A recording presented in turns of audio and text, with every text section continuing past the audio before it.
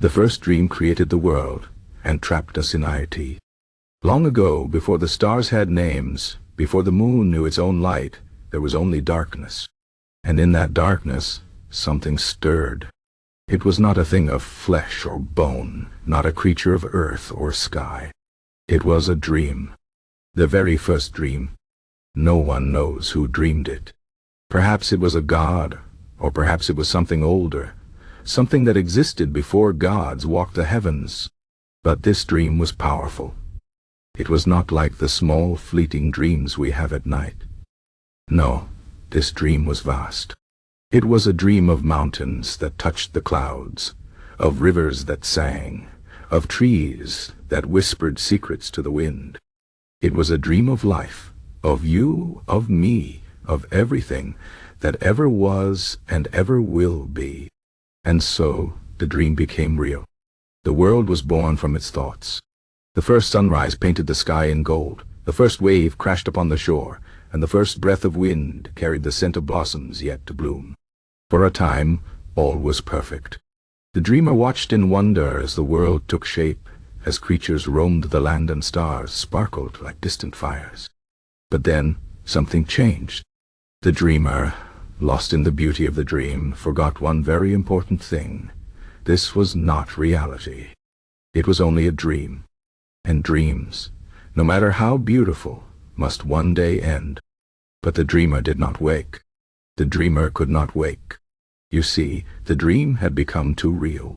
The dreamer had given it too much, had poured too much of themselves into its creation. And now they were trapped. The world was alive, but the dreamer was no longer its master.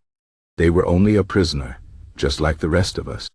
For we are all part of that first dream. Every laugh, every tear, every heartbeat, it is all part of the dream. The trees grow because the dreamer once imagined them growing. The rivers flow because the dreamer once imagined them flowing. And we walk, we love, we fear, because the dreamer once imagined us doing so. But here's the secret, the terrible, wonderful secret. The dreamer is still dreaming. Even now, as you listen to this story, the dream goes on.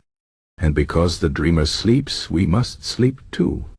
That is why we close our eyes at night. That is why we dream.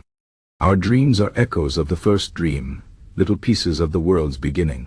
Some say that if you listen very carefully, in the quietest moment of the night, you can hear the dreamer breathing. A slow, deep breath, like the wind through ancient trees.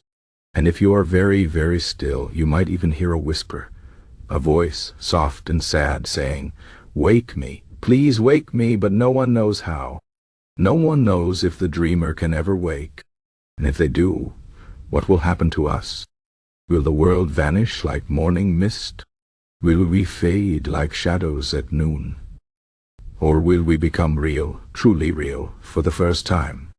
No one knows. And so we live. We dream. And we wonder, are we the dreamers, or are we the dream?